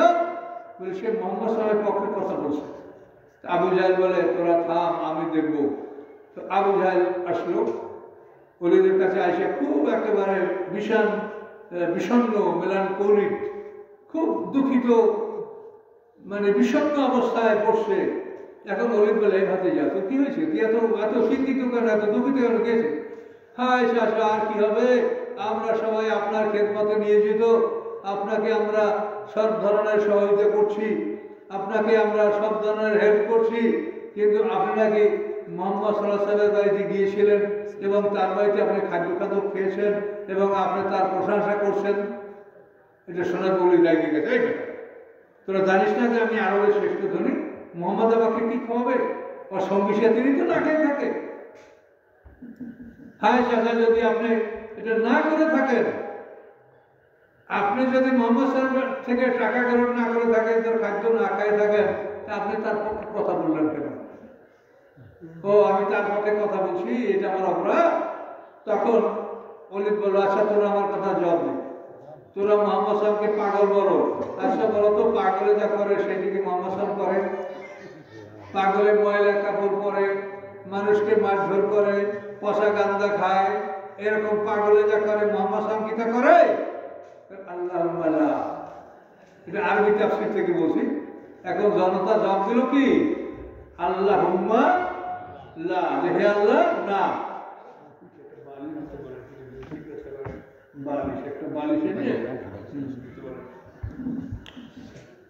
এখন ওলিদ বলল যে পাগলে যা করে তা কি মুহাম্মদ সাল্লাল্লাহু আলাইহি ওয়াসাল্লাম করে? আল্লাহুম্মা লা, হে আল্লাহ না। পাগলে যা করে মুহাম্মদ সাল্লাল্লাহু আলাইহি ওয়াসাল্লাম তা করে না। তাহলে মুহাম্মদ তোরা পাগল কেন বলিস? এরপর জিজ্ঞাসা করে, তোরা মুহাম্মদ সাল্লাল্লাহু আলাইহি ওয়াসাল্লামকে জাদুকর বলো। আচ্ছা জাদু করে যা করে তা কি মুহাম্মদ সাল্লাল্লাহু আলাইহি ওয়াসাল্লাম করে? জাদু করে মানুষের মধ্যে, স্বামী স্ত্রীর মধ্যে সম্পর্ক নষ্ট করে, আত্মীয়তা নষ্ট করে, মানুষের মধ্যে বিবাদ সৃষ্টি করে। মুহাম্মদ সাল্লাল্লাহু আলাইহি ওয়াসাল্লাম কি এমন কিছু করেছে? আল্লাহুম্মা লা, না, মুহাম্মদ সাল্লাল্লাহু আলাইহি এরকম কিছু করেনি। তাহলে সে জাদু করো না। তারপর তোরা তাকে কাহেন বলো, গণক বলো। আচ্ছা বলতো, তোদের যখন উট হারিয়ে যায়, বকরি হারিয়ে যায়, তখন তোরা তার কাছে গেছো যে আমাদের হারানো উট কোথায়, হারানো বকরি কোথায়, বলে দিন গেছো তোরা? আল্লাহুম্মা লা। তাহলে তিনি গণক না। তাহলে তোরা তাকে গণক বলিস কেন? তোরা তাকে কবি বলো। তোরা তার মুখে কোনোদিন কবিতা শুনেছ? আল্লাহুম্মা লা। তাহলে এখন তোরা তো প্রত্যেকটাই জবাব দিলি যে তোরা তাকে মানে পাগল বলো, তারপরে তাকে তোরা জাদুকর বলো, গণক বলো, কবি বলো, তো সবই তোরা বললি যে এগুলো না। তাহলে আমি সেই মুহাম্মদ সাল্লাল্লাহু আলাইহি ওয়াসাল্লামের পক্ষে কথা বলছি, এতে আমি কি অপরাধ করেছি? আমি তো অপরাধ করিনি। এখন ওরা অবাক হয়ে গেল, এই কথা কি জবাব দেব? এখন অলিদ বলে যে আমি মুহাম্মদ সাল্লাল্লাহু আলাইহি ওয়াসাল্লামের দল করব। সে মিথ্যা কথা বলে না, সে বলেছে জাহান্নামে 19 জন ফেরেশতা আছে, ফেরেশতারা মারবে, কাজে আমি বুড়ো মানুষ মার খাবো না, আমি মুহাম্মদ সাল্লাল্লাহু আলাইহি ওয়াসাল্লামের দল করব। কোরআনে বলা আছে আলাইয়াতে সাতা আশা, জাহান্নামে ফেরেশতা 19 জন, কোরআনে আছে। তো এখন ওরা ঘাবড়াই গেছে যে এই নেতা যদি চলে যায় তা আমাদের সব লোক মুহাম্মদের দলে চলে যাবে। এখন ওরা সবাই পায়ের উপরে পড়ছে যে চাচা আপনি মুরব্বী, আমরা আপনাকে মারতে দিব না, ফেরেশতারা মারতে আসলে বলবো যে আমাদেরকে মার, চাচাকে মারবে না, আপনার পিটানগুলো আমরা ভাগ করে নেব, আপনাকে মারতে দিব না। তবে আপনার আছে অনেক টাকা পয়সা, এর জন্য আপনি আমাদের কিছু টাকা পয়সা দিবেন, আপনার পিটান আমরা ঠেকাই নেবো, ওটা আমরা ভাগ করে নেব। তো রাজি হয়ে গেল, টাকা পয়সা দিবে এবং ওদেরকে টাকা পয়সা দিল। আবার ওয়াইদাল্লাযী তাওয়াল্লা ওয়া আতা কালিলা ও আকদা, দেখেন কোরআনে যে ও দিন থেকে ফিরে গেল, আতা কালিলা তাদেরকে অল্প টাকা পয়সা দিল, ও আকদা পরে আবার ফিরে গেল। ও যখন পুরো কাফের হয়ে গেছে তখন ওই টাকা পয়সা আমার মনে ভয় এটা কিছু নাই। কোরআনে 19 জন ফেরেশতার ভয় ওর মনে নাই। শুনেন, এই তাফসীর করতে গেলে অনেক কথা বলতে হয়। কোরআনে বলা আছে আলাইহা তাসাত আশার, জাহান্নামের ফেরেশতা 19। এই কথা শুনে আবু জাহেল তার লোকজনকে বলে, এই বেটারা মর, তোরা মর, ধ্বংস হওয়া। কেন? দেখো না মুহাম্মদ সাল্লাল্লাহু কি বলছে, কি বলছে? ও বলছে যে দোজখে ফেরেশতা 19 জন, তোরা কি লোকজন কম? তোরা সবাই মিলে 19 জন ফেরেশতা বাজি ফেলাইতে পারবি না? তখন আবুল আসাদ কালনা বলে যে আমি তো একাই 10 জন ঠেকাইতে পারবো, তোরা সবাই মিলে 9 জন ঠেকাইতে পারবি না? অবশ্যই পারবো। এই 19 জন ফেরেশতা যদি বাইরে ফেলাই তাহলে জান্নাত জাহান্নাম হবে আমাদের দখলে, আমরা মুহাম্মদ সাল্লাল্লাহু আলাইহি ওয়াসাল্লামের সাথীদেরকে সব দোজখে ঢুকাই দেবো, আমরা সব বেহেশতে যাবো। সকালে বলুন নাউযুবিল্লাহ। আবু জাহেলের বুদ্ধি দেখছেন? হ্যাঁ, এই জন্য আল্লাহ তাআলা কোরআন পাকে ফেরেশতাদের পরিচয় দিয়েছেন যে ফেরেশতারা 8 জন ফেরেশতা হাশরের ময়দানে আল্লাহর আরশ বহন করে নিয়ে আসবে। কোরআনের ভাষা আলাইহা না ওয়াহমিলু আরশা রাব্বিকা ফাওকাহুম ইয়াওমাইযিন সামানিয়া। হাশরের ময়দানে 8 জন ফেরেশতা আল্লাহর আরশ বহন করে নিয়ে আসবে। তাফসীরে বলা আছে যে এক একজন ফেরেশতা এই পৃথিবীর 2টা পৃথিবীর সমান। তাহলে সেই 8 জন ফেরেশতার জন্য বর্তমান পৃথিবীতে 16টা পৃথিবী জায়গা লাগবে, শুধু এই আরশ বহন করে 8 জন ফেরেশতা। সকলে বলুন সুবহানাল্লাহ। তার খবর আল্লাহ রাসূল মেরাজে গেছেন, তিনি আল্লাহর সাথে পর্দার আড়ালে কথা বলেছেন। তিনি আল্লাহকে বলেছেন যে আপনার আরশ বহন করে একজন ফেরেশতার সাথে আমি কথা বলতে চাই। আল্লাহ অনুমতি দিলেন। তখন আল্লাহ রাসূল আরশ বহন করে এক ফেরেশতার কাছে গেলেন, কথা বললেন। আল্লাহ রাসূল বলেন যে তার কাঁধ এবং কানের লতি 700 বছরের রাস্তা। আল্লাহ এই বিবরণগুলি কেন দিয়েছেন? যে আবু জাহেলকে বুঝানোর জন্য যে বেটা তুই ফেরেশতা মানবি, তোর রশিটা বার কর, কোন রশিটা তুই ফেরেশতা মানবি না, কি আছে তোর কাছে? তাহলে কপাল যদি মন্দ হয় তো এইরকম বুদ্ধি হয়। তো এই জন্য কোরআনের সব কথাগুলি অতি সুন্দর এবং নির্ভুল। দেখেন, দুঃখ লাগে যে আলেম ওলামারা যদি কোরআন থেকে কথা বলে, কিসসা কাহিনী যদি বলে, কোরআনে হাজারো কিসসা আছে, আল্লাহর চাইতে ভালো কেসাকে বলতে পারে? কোরআনে কি একটা দুইটা কত কেসাতে কোরআনে আছে, সেগুলো বললে তো বোঝা যায় যে সত্য কথাটা আমরা বলেছি, আর আপনারা মনে করেন সত্য কথাটা শুনেছি, কিন্তু তা তো তারা বলতে পারছে না। কোরআনের কাছে তাদের মন নাই।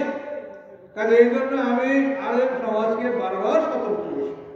আমার প্রত্যেকটা আলোচনায় দেখবেন যে আমি আলেম সমাজকে সমালোচনা করি এবং তাদেরকে বুঝিয়ে বলি এটা তাদের ক্ষতির জন্য নয়, তাদের ভালোর জন্য।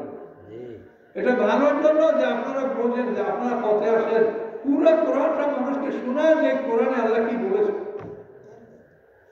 তাহলে এখন এই ওলীদ ইবনে মুগীরার মজলিসটা দেখেন, তার মজলিসে যারা উপস্থিত সবাই তো কাফের, কিন্তু সে যে প্রশ্নগুলো করলো, এই প্রশ্নগুলোর জবাবে ওরা কি বললো?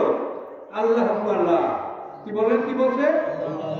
আল্লাহ হে আল্লাহ না, মুহাম্মদ সাল্লাম পাগল না, মুহাম্মদ সাল্লাম গণক না, তিনি কবি না, তিনি জাদুকর না, এই সবটাই তারা আল্লাহ না বললো। তাহলে এখন কি বোঝা গেল? যে সেই যুগে যারা কাফের ছিল সবাই আল্লাহকে বিশ্বাস করত। আল্লাহকে বিশ্বাস করলে মানুষ মুমিন হয় না। এই সব কাফেররাই বলল আল্লাহ আল্লাহ।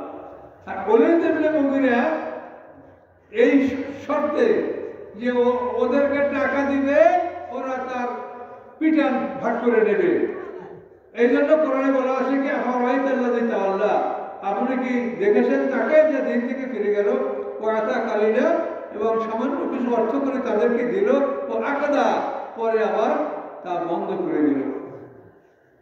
এরপরে সামনে আল্লাহ বলেন আমলামিউ নাব্বা বিমা ফি সুহুফি মূসা ওয়া ইব্রাহিম আল্লাযী ওয়াফা আল্লাহ তাজিরু ওয়াজরাতুন বিযরা উখরা। আল্লাহ বলেন সে কি দেখে নাই ইব্রাহিম আলাইহিস সালামের কিতাবে কি আছে, মূসা আলাইহিস সালামের কিতাবে কি আছে? সেই সমস্ত কিতাবে স্পষ্ট বলা আছে যে কোনো বহনকারী অপরের বোঝা বহন করতে পারবে না। তাহলে তুমি কি করে মনে করলা যারা টাকা দিছো আর তোমার পিঠে নাড়া ভাগ করে নেবে? এইভাবে ওলীদ ইবনে মুগীরা যখন দিন থেকে ফিরে গেল, তখন আবু জাহেল তাকে বলে, চাচা আপনি যে আমাদের দলে আসেন খুব খুশির কথা, কিন্তু একটা পাবলিক মিটিংয়ে বলতে হবে, একটা পাবলিক মিটিংয়ে বলতে হবে যে আপনি আমাদের দলে ফিরে আসেন। আমাদের লোকগুলো দুর্বল হয়ে গেছিল আপনার ওই দলে যাওয়ার, মুহাম্মদ সাল্লামের দলে যাওয়ার কারণে। কারণ এই লোকগুলোকে ফিরিয়ে আনতে হবে।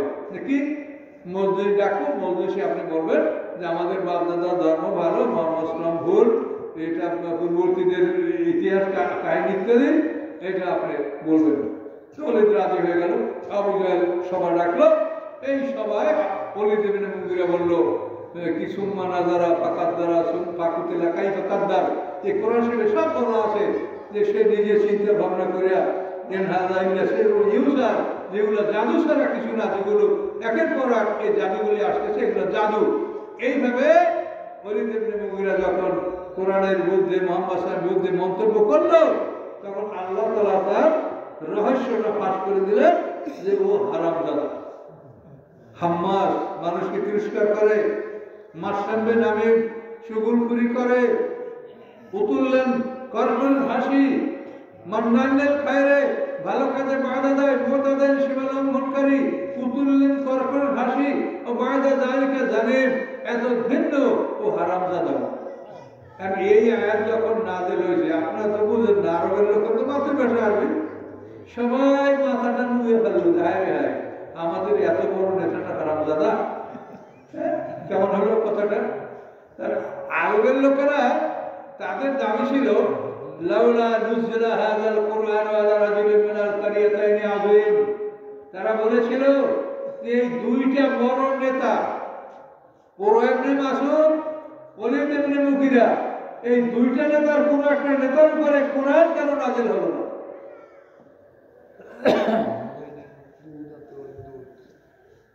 কথা বলতে পারছেন? দুইটা নেতা, ওলীদ ইবনে মুগীরা অথবা উরওয়া ইবনে মাসউদ, এই দুই নেতার এক নেতার উপরে কোরআন কেন নাযিল হলো না? এরা বড় নেতা, এদের উপরে কোরআন নাযিল হলে আমরা মানতাম, কিন্তু আব্দুল মুত্তালিবের এতিমের উপরে কোরআন নাযিল হয়েছে, এটা আমরা কেন মানব? এখন যে নেতার উপরে কোরআন নাযিল হওয়া উচিত ছিল বলে ওরা ধারণা করছে, আল্লাহ জানাই দিলেন যে তোমাদের সেই নেতাটা হারামজাদা। এই আয়াত যখন কোরআনে নাযিল হলো, সবার মাথা নুয়ে গেল। ওলীদ ইবনে মুগীরা নিজেও ভাবতে লাগলো যে আসলে কি। তখন সে ভেবে চিন্তে স্থির করলো যে মুহাম্মদ সাল্লাল্লাহু আলাইহি ওয়াসাল্লাম কোনোদিন মিথ্যা বলেন নাই, কাজে আমার ব্যাপারে মিথ্যা বলবে এটা হতে পারে না, কাজে তিনি সত্য বলেছেন। এই কথাটা আমি কিভাবে যাচাই করব? তখন তিনি মায়ের কাছে তলোয়ার নিয়ে দেয়, এই মা তোরে কাটি মারবো। মা আমার কি রে বাবা, আমি তোর কি ক্ষতি করছি, তুই আমাকে মারবি কেন? মা তুমি যদি একটা সত্য কথা বলো তা আমি তোমার কিছু বলবো না। কি বল বাবা বল। তখন ওলীদ বলে যে মা, মুহাম্মদ সাহেব আমাকে জারজ বলছে, হারামজাদা বলছে। মুহাম্মদ সাহেব তো কোনোদিন মিথ্যা কথা বলে না, কাজে মা তুমি বলো আসলে কি আমি হারামজাদা? তখন আর মাকে, বাবা তুই শান্ত হ, তুই তলোয়ারটা ফেলাই দিয়ে আমি তোর বুঝাই বলছি। তখন হ্যাঁ মা আমি তোমার শান্ত ছেলে, কিচ্ছু বলবো না, তুমি সত্য কথা বলো। তখন ওর মা বলে যে বেটা, তোর বাবা ব্রিগেডিং ক্যাপাসিটি ছিল না, মানে তোর বাবা কোনো মহিলাকে গর্ভবতী করতে পারতো না। এখন তোর বাবার বিশাল সম্পত্তি, এখন আমি চিন্তা করলাম যে এই সম্পত্তিগুলো কে দেখাশোনা করবে, এইগুলো তোর বাবার রাখালের সাথে আমি মেলামেশা করছি, তুই বাবা হারামজাদা, তাতে কোনো সন্দেহ নেই। কেমন বোঝা? মায়ের কাছ থেকে সার্টিফিকেট পাওয়া গেল যে ওলীদ ইবনে মুগীরা হারামজাদা। এখন এই কথাগুলোর পিছনে অনেক কথা আছে। সেটা হলো আরবে একটা আইন ছিল, সেই আইনটার নাম হলো ইস্তিবজা। মনে থাকবে? ইস্তিবজা এর অর্থ হলো যে সমস্ত পুরুষদের স্ত্রীকে গর্ভবতী করার ক্ষমতা নাই, তারা স্ত্রীকে অনুমতি দিবে যে তুমি বাইরে যাও, ঘোরাফেরা করো, তোমার পছন্দ মতো পুরুষের সাথে মেলামেশা করে তুমি গর্ভবতী হয়ে ঘরে ফিরে আসো। এইটা একটা আইন ছিল, জাহিলিয়াতের নাম ইস্তিবজা। আর একটা আইন ছিল ইস্তিলহাক। সে আইনটা ছিল আরবে বড় বড় নেতারা এখানে সেখানে জেনা করত, এবং এই জেনার কারণে যে সন্তান হতো, সেই সন্তানটাকে যদি কোনো পছন্দনীয় ছেলে মেয়ে হতো সেটাকে বাড়িতে নিয়ে আসতো, নিয়ে এসে নিজের ছেলে মেয়েদের মতো সেটাকে বলে এটা আমার ছেলে, অথচ এটা জেনায় জন্মগ্রহণ করছে। এটার নাম হলো ইস্তিলহাক।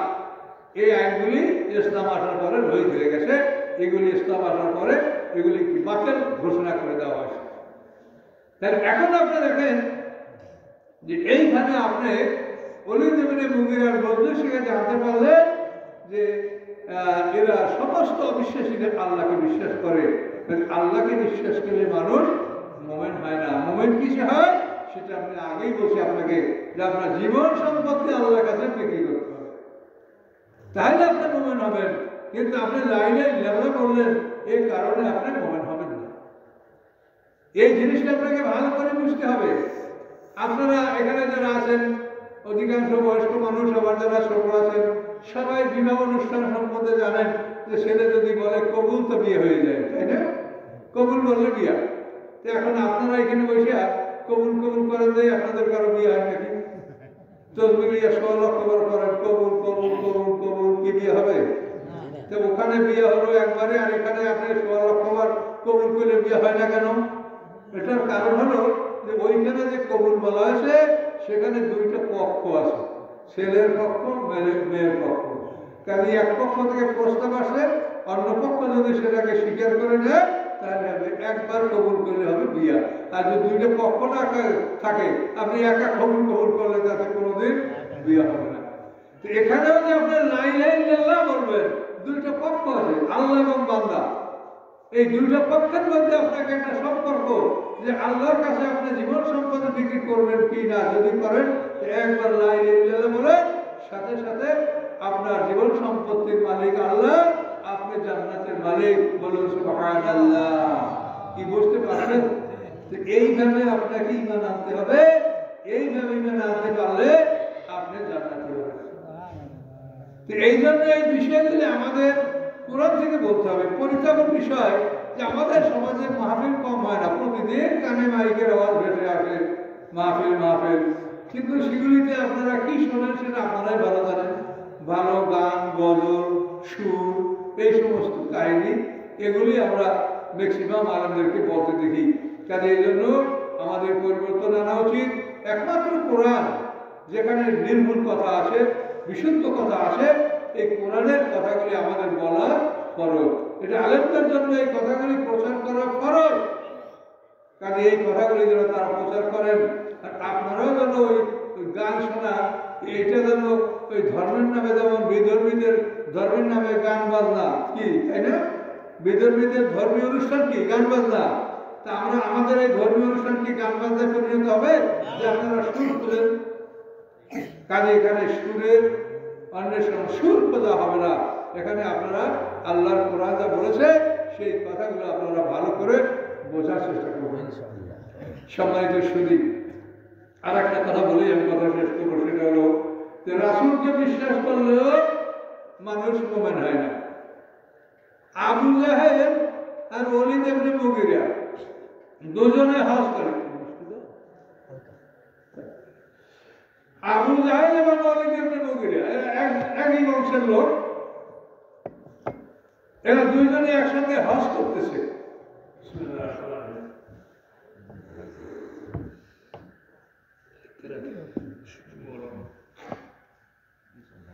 হজের সময় আবু জাহেল ওলীদ ইবনে মুগীরাকে বলেন যে মুহাম্মদ সাল্লাল্লাহু আলাইহি ওয়াসাল্লাম সত্যবাদী।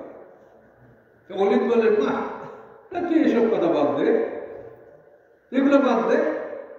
এখন আবু জাহেল রাগ করছে। আবু জাহেল রাগ করে বলেন, আল্লাহে ইন্নী লাআলামু আন্নাহু লাসাদিক। এর অর্থ হলো আল্লাহর কসম, নিশ্চয়ই নিশ্চয়ই নিশ্চয়ই নিশ্চয়ই মুহাম্মদ সাল্লাল্লাহু আলাইহি ওয়াসাল্লাম সত্যবাদী। তাফসীর থেকে আমি কথা বলছি, আরবি তাফসীর। তাহলে আবু জাহেল কি বলল? আল্লাহে ইন্নী লাআলামু আন্নাহু লাসাদিক, আল্লাহর কসম নিশ্চয়ই নিশ্চয়ই নিশ্চয়ই নিশ্চয়ই মুহাম্মদ সাল্লাল্লাহু আলাইহি ওয়াসাল্লাম সত্যবাদী। তাহলে মুহাম্মদ সাল্লাল্লাহু আলাইহি ওয়াসাল্লাম সত্যবাদী না আবু জাহেল জানতো? হ্যাঁ, তো আল্লাহ কোরআনে এটা আল্লাহ বলেন, ইয়ারিফুনা নি'মাতাল্লাহি সুম্মা ইউনকিরুনাহা, যারা আল্লাহর নিয়ামতকে চিনলো কিন্তু চেনার পরে এই নিয়ামতকে ওরা অস্বীকার করলো। রাসূল তারা চিনেছে কিন্তু স্বীকার করে নাই। আবু জাহেল বলে যে আমি তাকে যদি রাসূল মানে নেই, আমি তো হেরে যাই। আমার বংশের রাসূল নাই, আব্দুল মান্নাফের বংশের রাসূল আছে, আর আমি আব্দুল্লাহর বংশের, কাজে আমার বংশের রাসূল নাই, কাজে ওই বংশের রাসূলকে মানলে আমি তো হেরে যাব। কাজে আমি মানব না। আমি জানি যে সত্য রাসূল, কিন্তু আমি স্বীকৃতি দিব না। এইভাবে দেখেন আবু জাহেল, আকনাস ইবনে শুরাইক, আবু সুফিয়ান, এই তিন নেতা কাবাগারে ঢুকছে। ওরা কোরআন শোনার প্রতি খুব আগ্রহ। কাবাগারে ঢুকে লুকিয়ে আছে। আল্লাহ রাসূল গভীর রাতে কাবাগারে ঢুকবেন।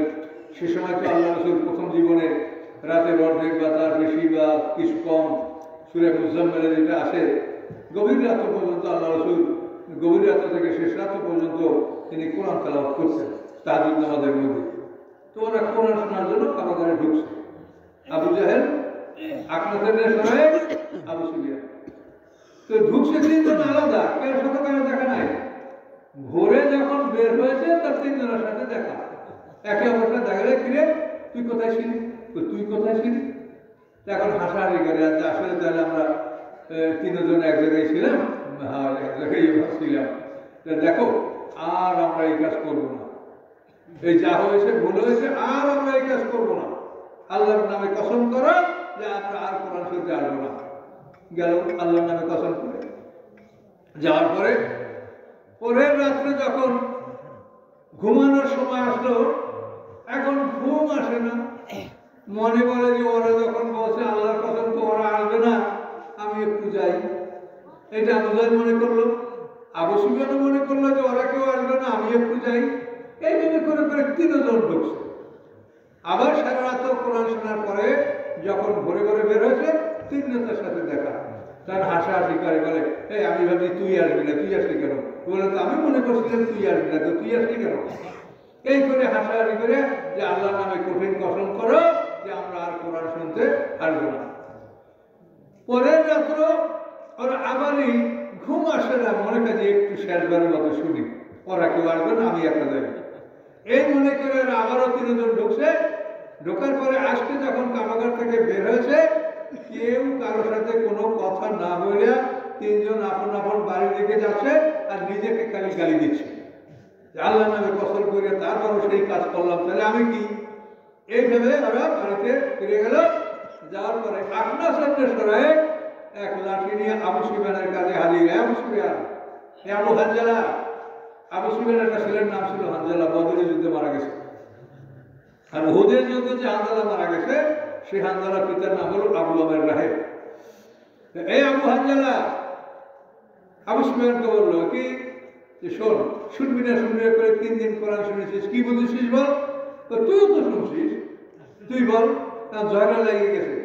এখন আবু সুফিয়ান মনে করে আমার বাড়িতে আসে, তা আমারই বলা উচিত যে শোন, আমি যে বুঝি মোহাম্মদ সাহেব তো লেখাপড়া জানে না, কিন্তু এই কথাই কোথায় পাবে? এটা আল্লাহর বাড়ি ছাড়া অন্য কিছু না। তো তুই আর আমি একমত যে হ্যাঁ একমত। চলে গেল আবু জাহেলের কাছে। এই আবু জাহেল বল, শুনবে না শুনবে করে 3 দিন কোরআন শুনেছিস, কি বুঝছিস বল? যে তুই বল। এখন ওখানে ওই ঝগড়া। শেষ পর্যন্ত আবু জাহেল বলল যে আমি আল্লাহর কসম করে বলতে পারি যে মুহাম্মদ সাল্লাল্লাহু আলাইহি ওয়াসাল্লাম আল্লাহর নবী, এতে কোনো সন্দেহ নাই। ইয়ারকুন নিয়ামত আল্লাহ সুম্মা ইনকিরুনা করা, যে আল্লাহর নিয়ামত করা চিনল, চিনার পরে সেই নিয়ামত করা অস্বীকৃতি জানালো। তাহলে এরা দেখেন রাসূলকেও স্বীকার করছে, আল্লাহকেও মানছে, কিন্তু তারা মুমিন হতে পারে নাই। তাহলে মুমিন হওয়ার বিষয় ওইটাই যে আপনাকে আল্লাহর কাছে আত্মসমর্পণ করতে হবে, জান্নাত সব আল্লাহর কাছে জান্নাতের বিনিময়ে বিক্রি করতে হবে। কোরআনের একটা আয়াত যদি অস্বীকার করে সে কাফের হয়ে যাবে। পুরো কোরআন প্রচার করার পরও মানুষ মোট 2 দল, জান্নাত এবং জাহান্নাম, এই 2 দলই মানুষের জায়গায়, এছাড়া মানুষের তৃতীয় কোনো ঠিকানা নাই। 73টা ঠিকানা আছে, জান্নাত জাহান্নাম, ইলিন সিজিন, এর বাইরে কিছু আছে? কাজে মানুষ 2 দল। কাজে এই জন্য আপনারা এগুলি সঠিকভাবে বোঝার চেষ্টা করবেন। আর এক শ্রেণীর আলেম ওলামা আমরা আছি যারা যখন যেমন তখন তেমন, কোনো সময় তাদের কোনো বিপদ আপদ হয় না। যখনই যদি করা লাগে সেদিক করিয়া তারা মানে পৃথিবীতে তারা ধন সম্পদ অর্জন করে, অনেক কিছুর মালিক হয়। হাসর ময়দানে দেখবে যে অবস্থাটা কি দাঁড়ায়, অত্যন্ত ভয়ঙ্কর অবস্থা হবে। আপনার মুখে তারা আপনাদেরকে ভেসে নিয়ে যাবে, তারা কোথায় যাবে সেইটা দেখে অবাক হবে সেদিন। যে তোমরা যখন যে আসে তখনই তার দল করো, তখনই তার মতে চলো, আর দুনিয়া ধন সম্পদ কামাই করো। এভাবে তোমরা যারা করছো এদের ভয়ঙ্কর অবস্থা হবে। কাজের জন্য এইসব বিষয়গুলি থেকে আপনারা সতর্ক হন এবং কোরআন বোঝার চেষ্টা করেন। এখন আর আপনাদেরকে কথা বাড়াবো না। আপনারা আগামী দিন মাহফিলে আসে একটু বেশি করে লোকজন আসার চেষ্টা করেন, আর আমরাও চেষ্টা করবো আপনাদেরকে কিছু বলার, যাতে আপনাদের উপকার হয়। খুব বেশি কথা বলবো না, অল্প কথার মধ্যেই কথা শেষ করবো। তো আগামী দিনকে আপনারা আবার অনেক একটু বেশি লোকজন নিয়ে আসবেন। কি মনে থাকে সবাই? চেষ্টা করবেন, চেষ্টা করেন, হবে না হবে সেটা আস্তাগফিরুল্লাহাল্লাযী লা ইলাহা ইল্লা হুয়াল হাইয়ুল কাইয়্যুম ওয়া আতুবু ইলাইহি লা হাওলা ওয়া লা কুওয়াতা ইল্লা বিল্লাহিল আলিয়্যিল আযীম। আল্লাহুম্মা সাল্লি আলা মুহাম্মাদ ওয়া আলা আলি মুহাম্মাদ কামা সাল্লাইতা আলা ইব্রাহিম ওয়া আলা আলি ইব্রাহিম ইন্নাকা হামিদুম মাজিদ। আল্লাহুম্মা বারিক আলা মুহাম্মাদ ওয়া আলা আলি মুহাম্মাদ কামা বারাকতা আলা ইব্রাহিম ওয়া আলা আলি ইব্রাহিম ইন্নাকা হামিদুম মাজিদ। আল্লাহুম্মা আমিন। ربنا ظلمنا أنفسنا وإن لم تغفر لنا وترحمنا لنكونن من الخاسرين.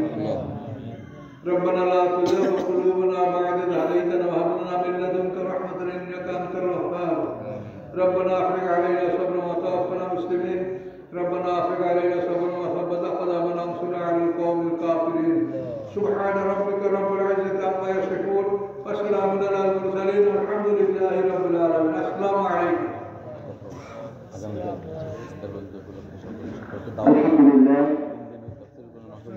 আগামীকাল আছে মোনাজাত। 3 দিনব্যাপী তাফসীর মাহফিলের দ্বিতীয় দিনের সমাপনী বক্তব্য শেষ হলো। আগামীকালকে আমাদের